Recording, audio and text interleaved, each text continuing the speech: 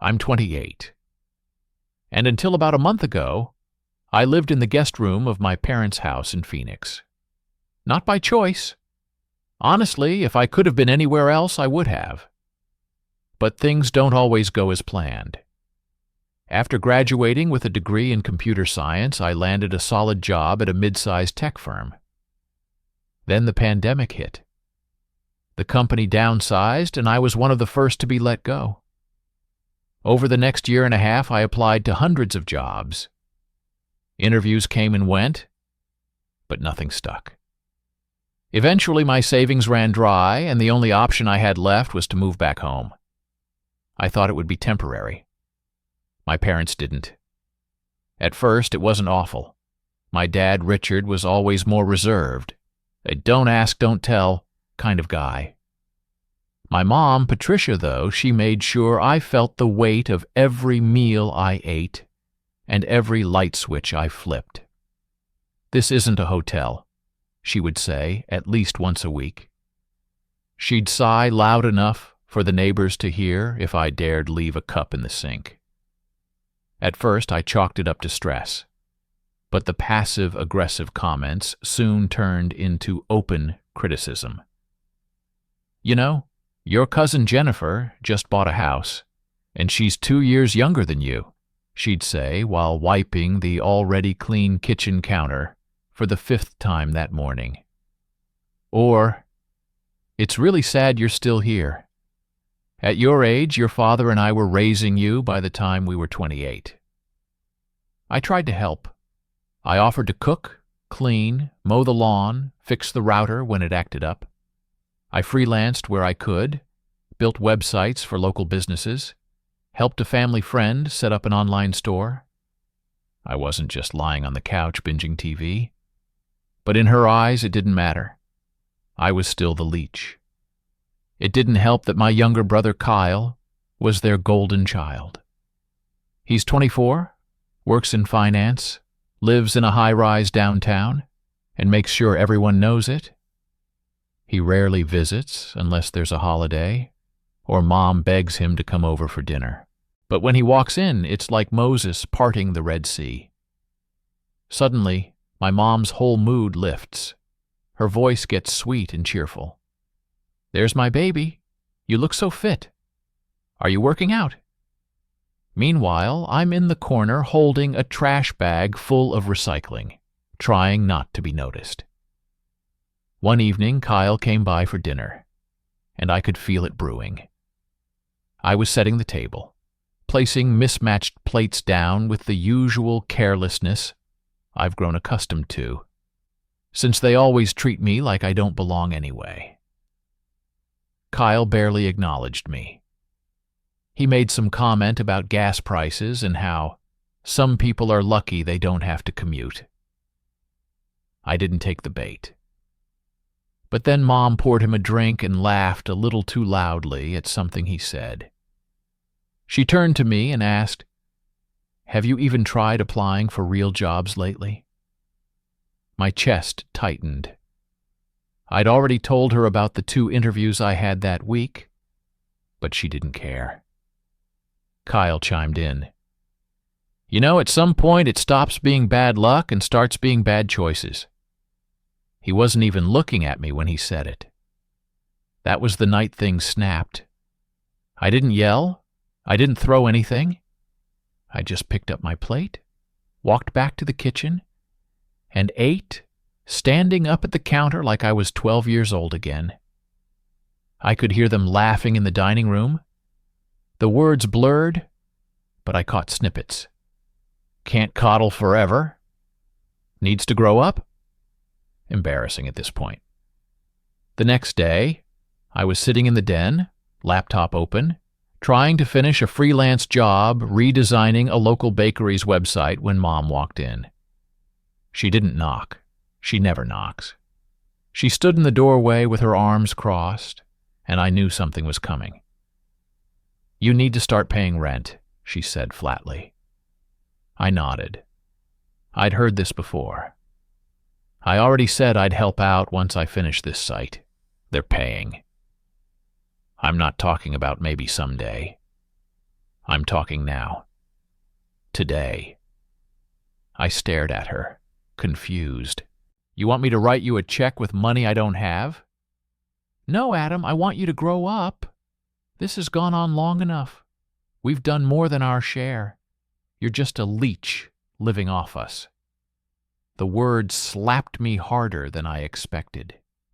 Leech. She said it with this look of disgust, like I was something stuck to the bottom of her shoe. Before I could even reply, she turned and started dragging a duffel bag from the closet. I barely had time to react when she stormed back into the room, threw the bag at my feet, and said, "Go leech somewhere else." I didn't argue. I didn't cry. I zipped the bag up, packed my laptop, charger, and toothbrush, and left. Not a single word. Just the echo of that word. Leech, chasing me down the driveway. I couch-surfed for a bit. First with my friend Marcus, then stayed a few days with my ex, who was kind enough to let me crash while I figured things out. But that time on my own, scary as it was, pushed me to go all in. I took on more freelance jobs, even helped a local artist build an e-commerce site to sell her prints. One night, out of nowhere, I got a LinkedIn message from a recruiter who had seen my freelance portfolio. Within a week, I was interviewing for a remote position with a tech startup, and I got the job. It paid decently, not Silicon Valley money, but enough to start reclaiming my life. The best part? It came with full benefits and the option to work from anywhere. So I did something that surprised even me. I used the money I'd been saving from freelancing and got a studio apartment. Tiny, but mine. No one could throw me out of it. No one could call me a burden. About 3 weeks after I moved in, I was finishing up a project when I noticed a call from my dad. I hadn't heard from him since I left. Not even a "how are you?" I let it go to voicemail. Then another call came in. Then a text. "Why did the bank freeze our account?" I blinked. What? Then I remembered something.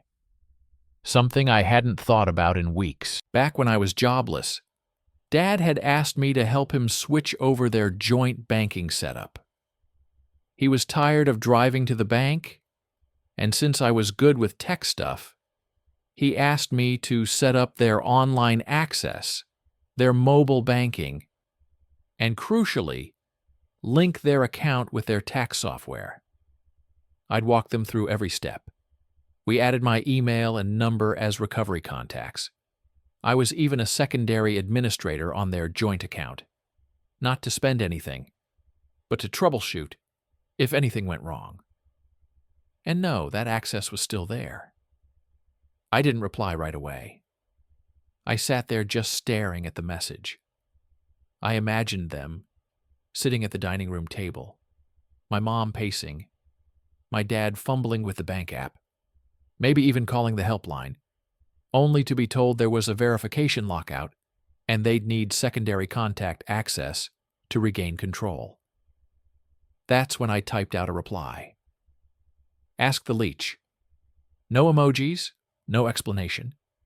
Just those 3 words. And less than an hour later, everything exploded. I barely had time to make lunch before my phone started buzzing again. This time it was my mom. 3 missed calls in under 5 minutes. Then the texts started. Mom texted, "Adam, this isn't funny. Call your father back. We can't pay the credit card bill. Are you really doing this to us after everything we've done for you? Fix this." I didn't answer. For the first time in years, I had leverage, and I wasn't going to waste it. I wasn't interested in revenge for the sake of being cruel, but I wanted accountability. I wanted them to see the version of me they never bothered to acknowledge. Not the lazy burden they imagined, but the person who held their household together quietly in the background, paying their bills online, updating their antivirus software, reminding them to file taxes on time, troubleshooting their Wi-Fi, even flagging fraudulent charges on their card once before they noticed. But to them, I was just some ungrateful freeloader. That evening, I got a call from a number I didn't recognize. I answered it on instinct. Adam. It was my dad, trying to sound calm, but I could hear the strain in his voice. Look, we need to access our bank account. It's locked. And they said you're listed as the secondary admin. I don't know what you did, but I didn't do anything, I said evenly. The security system locked it automatically after multiple failed logins. Okay, fine. That's fine. Just help us unlock it. There was a pause. I didn't respond. He hesitated. Please. The word landed awkwardly, like a foreign language he hadn't spoken in years. Sure, I said, but I'd like to talk about something first. Silence. Like why your wife screamed at me in front of Kyle, called me a leech, and threw my stuff out. Another pause. Adam, let's not. No, we are going to. You want me to clean up your mess again? Then you're going to listen. Not talk, not excuse. Just listen. There was a quiet sigh on the other end, but he didn't hang up. I didn't ask to move back. I didn't want to be in that house again. But I did everything I could to help. I cooked, I cleaned, I fixed things, I made money. Not much, but enough to pay for my own food and give you gas money when the car broke down. And for all that, I got treated like a stray dog at your dinner table. Adam, I'm not done. My voice cracked a little. I felt the years of frustration pushing up from my throat, everything I'd swallowed back, every time they dismissed me. She called me a leech. She kicked me out like trash. And you just stood there. You let her. He didn't respond. She humiliated me in front of Kyle like I was some pathetic loser. But the truth is, your bank account, that's been running smoothly because I've been the one keeping it that way. You didn't even know how to reset your password without me. Okay, he muttered. You've made your point. No, I haven't. I stood up from my chair and started pacing my small apartment. You two acted like I was some failure who needed to be kicked while I was already down. And now you need me. Another long pause. Yes, he finally admitted. We do. The simplicity of those 3 words hit me harder than I expected. Not in a good way, more like a sudden gust of wind that knocks the breath out of you. Because I realized right then they didn't care why I was struggling. They only noticed me when I was useful. Still, I wasn't cruel. I wouldn't let bills go unpaid out of spite. But I also wasn't going to let this slide like I always did. I offered terms. I'd unlock the account, but first I wanted an apology from both of them, a real one in person. And no, not just a mumbled sorry, while Dad fidgeted and Mom pretended like none of it had happened. I wanted acknowledgement, and I wanted space. No requests for favors for at least 6 months, no guilt trips, no surprise visits, and I'd be removing myself as an admin on every one of their financial tools forever. You can manage your own banking from now on, I said, or get Kyle to help. My dad sighed again. She's not going to like this. I didn't like getting thrown out of the house I grew up in. There was a short silence. I'll talk to her. The call ended. I felt my hands trembling. Part anger, part adrenaline, part sadness. I'd never spoken to my dad like that before. Not once, but I didn't feel bad. Not this time. 2 days passed before I heard back. This time it was an email from my mom. Short, awkwardly formal. It started with, I realize I said things I shouldn't have, and ended with, we hope you're doing well. No signature, no love, Mom. But I got what I asked for. I unlocked the account and removed myself from it immediately after. Then I blocked their number for a week, not to punish them, just to breathe, to think. And then the real fallout started. Because the thing is, when you remove the person doing all the invisible labor, when the leech walks away, suddenly everyone sees just how much they relied on them. I found out what happened next, not through a phone call, not through a knock at my door, but through my cousin Natalie's Instagram story. She had taken a quick boomerang video during Sunday brunch at Grandma's house in Phoenix.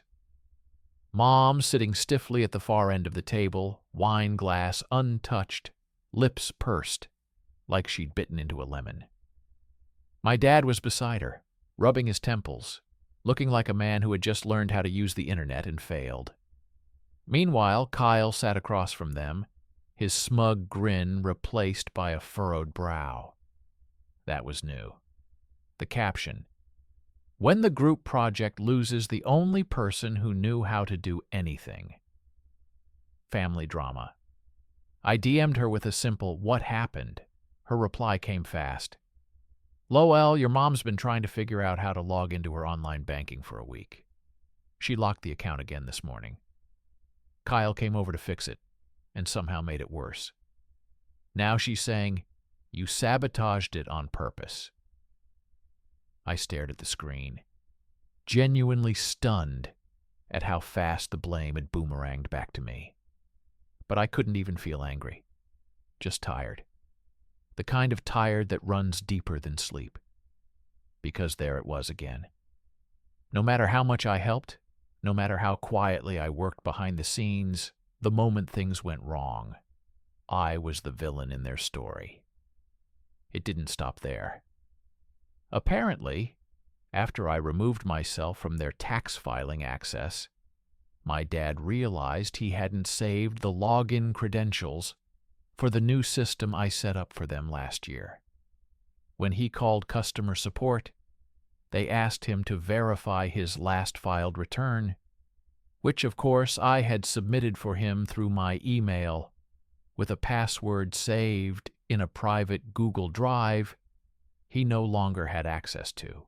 That alone might have been recoverable if not for the fact that Kyle, in his infinite wisdom, decided to start fresh and tried to create a new account using my dad's social security number.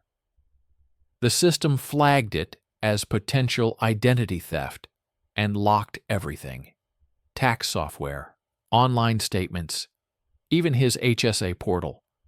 They couldn't access a dime.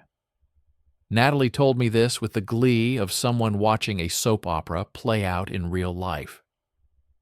"Your mom told Grandma that she thinks you hacked them out of revenge." Laughing emoji. I just texted back, "I warned them." And I had. I warned them clearly, firmly, with boundaries, not threats, not games. Boundaries. And they treated it like I was bluffing. A week later, I got a knock on the door of my apartment. I knew it was them before I even looked through the peephole. My building had a specific kind of echo when someone stood in the hall. Slow, heavy footsteps, with no urgency. I opened the door slowly. There stood my parents. My mom holding her purse like a shield. My dad's tie slightly crooked, like he dressed in a rush. Neither of them spoke. I stepped aside. "If you're here to yell, save it." They walked in. The silence stretched for a full minute before my mom finally cleared her throat. "We need your help. 3 weeks ago, she threw my bags out and told me to go leech somewhere else. And now she stood in my tiny apartment, eyes flicking over the modest IKEA furniture and half-eaten takeout on the counter, asking for help. It felt surreal. My dad tried to explain what had happened, but I already knew. Kyle had tried to fix things, failed miserably, and then ghosted them. Probably too embarrassed to admit he didn't know how to fix something that wasn't in Excel. We can't even access our joint savings, my mom said quietly. We missed our mortgage payment. We're being charged late fees. That sounds awful, I replied. You must feel really stuck. She looked up, and for once, the indignation was gone. Her voice trembled just slightly. I'm sorry, she said. I blinked, not passive-aggressively, not with caveats. Just, I'm sorry. My dad added, we didn't realize how much you were doing. We thought we were being generous, letting you stay with us. But we didn't see it. That was the moment the dam broke. Not for them, for me. All the weight I'd been carrying, all the silent resentment and hurt and shame, it spilled out. Not in yelling, not in tears, just truth. I told them how it felt to be constantly compared to Kyle, to be treated like a failure, even when I was trying so hard just to get by, how their approval always seemed tied to performance, never to effort, and how being kicked out wasn't just humiliating, it made me realize how replaceable I was to them. My mom sat still, absorbing every word like it stung. I didn't know, she whispered. I believe her, sort of. I think she didn't want to know. There's a difference. They asked me to come back to help, to get things running again. Said they'd pay me for my time. Said things would be different. But I shook my head. I'll walk you through fixing everything. I'll write up instructions. But I'm not coming back. I have a job. I have a lease. I have peace. They looked surprised, as if this little studio apartment was some kind of rebellion. But for me, it was sanctuary. I grabbed my laptop and sat them down. It took 2 hours to fix everything. Resetting access, verifying ID, calling tech support. My mom was silent most of the time. My dad kept muttering, "This is ridiculous," under his breath, whenever he had to answer another security question. Once we were done, I closed the laptop and stood up. I'll send over that instruction doc, I said. But after that, I'm done.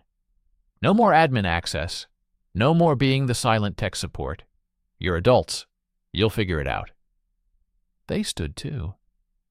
My dad nodded, almost respectfully. My mom looked like she wanted to say something more, but didn't. And as they walked out the door, I felt something I hadn't felt in a long time. Freedom. I wish I could say that was the end, that they took my boundaries seriously, that they learned their lesson, and we all moved forward with newfound respect. But families, especially mine, don't change overnight. They don't just flip a switch and suddenly become self-aware or humble. What really happened next? That's where the real story begins. 2 weeks after they left my apartment, I started getting odd notifications. Not from my parents. No, they actually left me alone for a while, which surprised me. It was from people around them. My Aunt Cheryl messaged me on Facebook. "Hey, sweetie, heard you moved out on your own. That's so great. Patricia said you've been distant lately. Just wanted to check in. Everything okay?" Then my cousin Trevor sent me a screenshot of a group chat in which my mom was going off. I think Adam's being manipulated by his new job. He's different, cold, distant. I don't even recognize him anymore. All I did was ask for help, and he acted like I'd betrayed him. And then Kyle. He sent me a long, self-important email. "Hey man, I know there's been tension, but I think you need to take some accountability too. Mom and Dad aren't perfect, but they're still our parents. Maybe instead of blaming them, you could just be more understanding. You had a rough patch. We all do. It doesn't mean the world is out to get you. Let's talk soon. Maybe coffee." I deleted it without replying. See, what none of them understood, what still didn't click, was that this wasn't about one fight or one insult or one bad day. It was years. Years of being the default helper, the one who was so smart with tech stuff, but never invited to the adult table. Years of watching my accomplishments get minimized while Kyle's every mediocre win was celebrated like he cured cancer. It was the birthday cards with, "Maybe next year will be better," written in them while Kyle got expensive watches and family dinners. It was death by 1,000 tiny cuts. But I didn't want revenge, not the petty, dramatic kind where you ruin someone's credit or hack into their social media. I wanted something far more permanent: distance, dignity, and the satisfaction of building a life without them at the center of it. That opportunity came sooner than expected. About a month after our last interaction, my company announced they were expanding their remote division and opening a satellite office in Toronto. They offered relocation bonuses to a handful of us, and I jumped on it. A fresh start, a new city, 0 family drop-ins. I signed the lease on a small one-bedroom downtown with a skyline view and a corner desk that overlooked the city. It wasn't flashy, but it was mine, paid for by a job I earned. Not a penny of help from the people who called me a leech. I sent one final email to my parents before I left, not because I owed them anything, but because I wanted to be clear. Subject: Update. Hi, Mom and Dad. Just wanted to let you know I'll be relocating to Toronto for work. I won't be available to help with anything moving forward. Tech issues, account access, or otherwise. I've removed myself from everything and ensured you have full control. I hope this new chapter gives us all some peace. Take care, Adam. No response, not even a thumbs up. And that might have stung before, but not anymore. Toronto was everything I hoped it would be.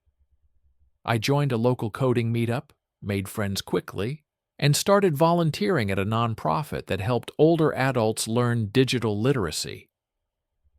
Every time I sat down with someone's grandmother to teach her how to set up two-factor authentication, I thought, this is what patience looks like. This is what respect feels like. Meanwhile, back home in Phoenix, the cracks kept spreading. I found out from Natalie, my unofficial family reporter, that my mom had started trying to get Kyle to take over some of the tasks I used to do. He said he was too busy. That didn't stop her from trying to guilt him. Adam used to handle all this without complaining, she told him once. He snapped back, "Then maybe you shouldn't have treated him like garbage." Apparently, their golden boy had limits too. Then came the kicker. My dad made a mistake on their taxes, a big one. He accidentally input their mortgage interest in the wrong section of the form, and it triggered an audit. Not a scary federal investigation, just enough of a red flag that they had to go back and refile and talk to the IRS about several years of discrepancies. They tried calling the tax software company, but surprise, they no longer had access to the recovery email. It was now permanently deactivated because I had closed it after cutting ties.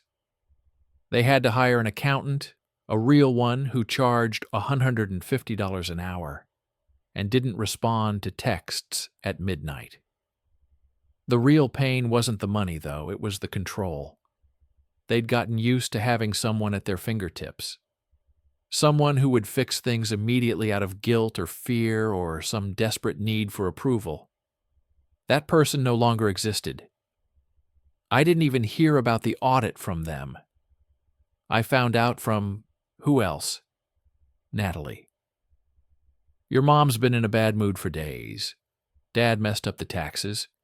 She muttered something like, If the leech was still around, this wouldn't have happened. Lo all. That's when it hit me. Even after everything, she still called me the Leech. Not in front of me, of course, but behind closed doors, in the safety of people she thought would agree with her. And that should have hurt. It should have reopened the wound. But it didn't. Because by then I had proof. Proof that her version of me wasn't real. I had a job I loved, friends who respected me, a landlord who trusted me, a team that relied on me, a name on a lease, a bank account, a digital life that no one else controlled. And in the quiet of my apartment on a chilly Toronto evening, I sat down at my desk, opened my old Google Drive, and deleted the last shared folder I'd ever created for my parents. It was titled Banking for Mom and Dad. Do not delete. I deleted it with one click. Then I smiled. Because leeches don't build lives. People do. And I finally remembered who I was.